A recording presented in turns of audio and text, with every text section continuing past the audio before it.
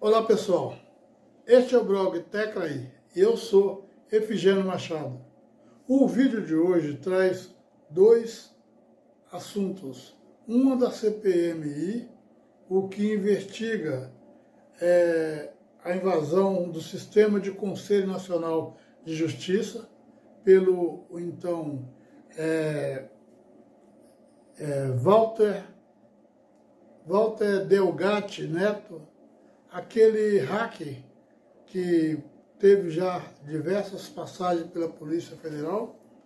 Então, esse caso agora está sendo investigado pela CPMI e tem exatamente a participação de muitos deputados, entre eles o deputado de Minas Gerais, Rogério Correia, isso mesmo.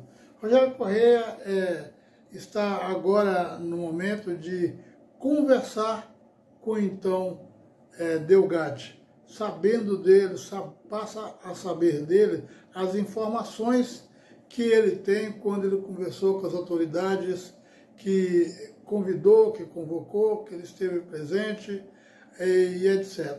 Esse é o momento que eu gostaria que vocês analisassem, pensassem, olhassem com atenção.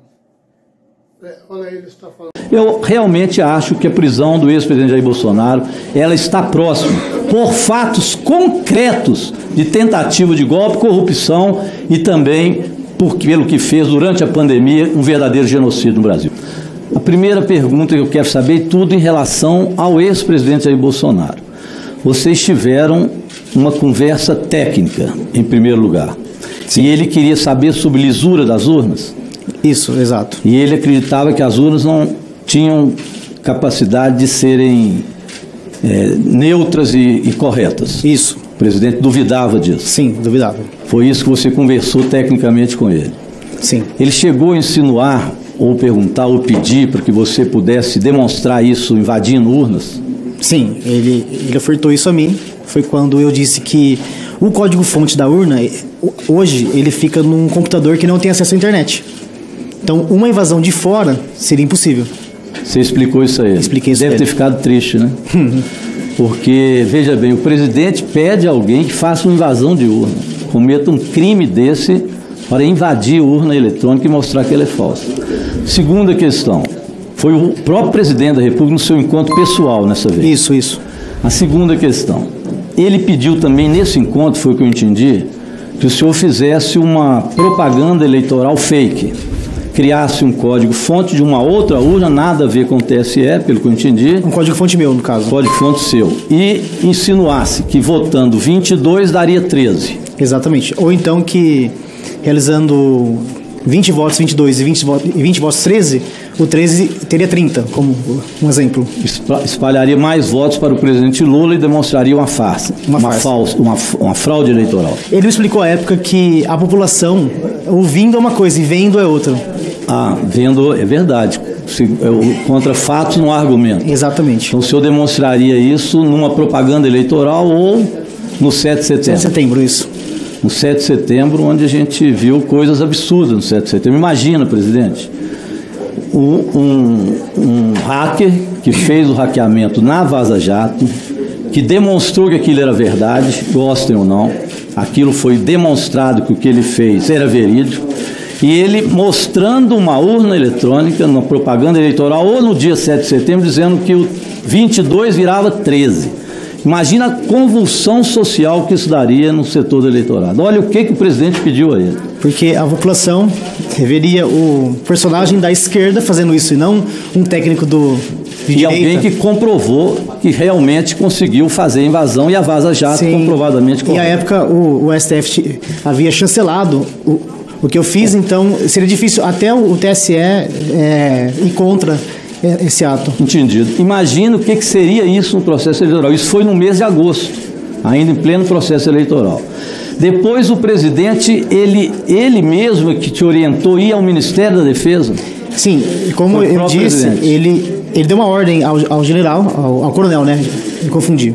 o título, mas ao coronel... Coronel Marcelo Câmara. Isso, ele disse, é ordem minha e... Bom, tá, eu vou apenas ser rápido para poder concluir, meu tempo não é igual da relatora. Então o senhor esteve, a pedido ou por ordem do presidente Bolsonaro, com o ministro da Defesa, Paulo Sérgio. Sim. E de lá o ministro fez uma reunião e depois tiveram mais 4 reuniões para discutir como que se daria os questionamentos que as Forças Armadas fariam às urnas eletrônicas, segundo a concepção do senhor, que acabou sendo, na verdade, o autor disso. Exatamente. Confere. Então, veja bem, o presidente da República pede para invadir as urnas, pede para fazer uma propaganda eleitoral fake, para dar convulsão social, e leva ele ao ministro da Defesa para fazer questionamento das urnas. E, por fim, eu perguntaria ao senhor a questão do grampo. Então, foi solicitado ao senhor que assumisse uma autoria de grampo. Poderia já estar grampeado ou não, mas que você assumisse. Exatamente. E que esse grampo seria feito pelo GSI. Ele não falou GSI. O que ele disse à época, que eu me recordo, é que seriam agentes de outro país. Inclusive, eu relatei isso à Veja, e a Veja linkou isso ao senador Marcos Duval, por ser um senador que atuava fora do país. Então, veja os crimes que o presidente da República, cometeu, o ex-presidente da República, para tentar criar condições impróprias de votação ou até anular o processo eleitoral. Deputado Cid Gomes, isso é gravíssimo. Nunca vi algo desse tipo. Aí eu fiquei pensando, será que isso tem alguma credibilidade sobre os fatos? Aí eu queria relatar um pouco o estudo que fiz disso. Primeiro, eu gostaria até que colocassem as fotos que eu pedi para passar. A relação do senhor com a Carla Zambelli e ter sido contratada por ela e contactada por ela foram verdadeiros. Tanto que tem a foto, o Twitter dela própria, que já foi lido pela senadora, que disse, inclusive, que ninguém ficaria em pé sobre o que viria depois, e ela anuncia, então, este encontro. Então, essa relação, podia colocar a foto, é concreta com a Carla Zambelli. Tem foto, tem tudo, encontrou com ela e ela realmente fez esse pedido. Essa é a primeira questão que eu coloco com credibilidade.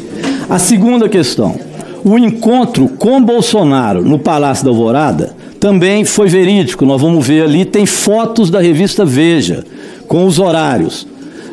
Não é essa, fotos da revista Veja com os horários.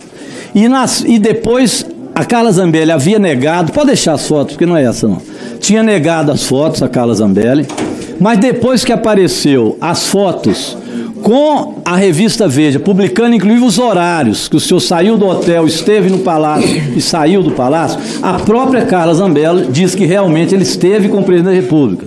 Então veja bem, ele esteve com o presidente da República, é fato. Não é ilação, é fato, ele esteve.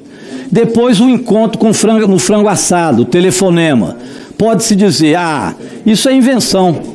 Nem o repórter na época acreditou, e o repórter da Veja, eu passo a ser logo em seguida, o repórter da Veja, então ele simplesmente disse o seguinte, eu não acredito nisso, não vou publicar, mas eu vou no cartório registrar. Presidente, eu fui lá no cartório, pedi que fosse o cartório. Queria que até mostrasse aqui. Esse aqui é a ata que o repórter da Veja, a reportagem da Veja, no cartório JK colocou. E ele diz isso aqui mesmo, que o senhor Walter Delgatti colocou, que foi pedido que ele assumisse o grampo. Ele falou isso ao repórter da Veja, que nesta data, no dia, se eu não me engano, 12 de agosto, tem que ver a data, viu? Na data 26 de novembro de 2022, ele foi ao cartório e registrou que realmente o Walter tinha... de importância para a oposição. A oposição, ela tem, assim, uma certa dificuldade. Eu não acredito que ela gostou das escolhas dos representantes da mesa, mas eu acredito o seguinte, ela não trouxe exatamente aquilo que ela gostaria de ver, a oposição. A gente percebe que a situação, o governo, ele consegue representar bem alguns pontos que são muito bem explorados pela situação, e isso traz assim uma visão muito clara de que mostra com muita facilidade o que eles querem mostrar. A gente percebe aí a força, a presença do deputado Rogério, que ele não tem dificuldade de questionar e buscar exatamente a resposta que eles querem. Então está muito fácil para eles, da situação, buscar forma de acusação e de trazer material que ainda não foram mostrados. E o hack, pela sua vez, ele está entregando todo o ouro, ele está entregando tudo que pergunta ele responde. Se perguntar para ele ali, ele está mandando ver.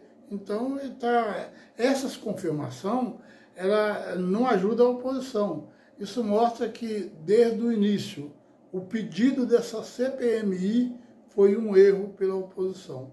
E isso mostra também que a oposição ela não tem forças de oposição, ela não tem condições, ela não tem demonstrado qualidade de oposição. Talvez isso aí é fato de que não é porque eles querem, é porque quem sabe fazer oposição não está desse lado que eles estão. Isso é o que a gente percebe. Eu agradeço muito e até depois, se Deus quiser.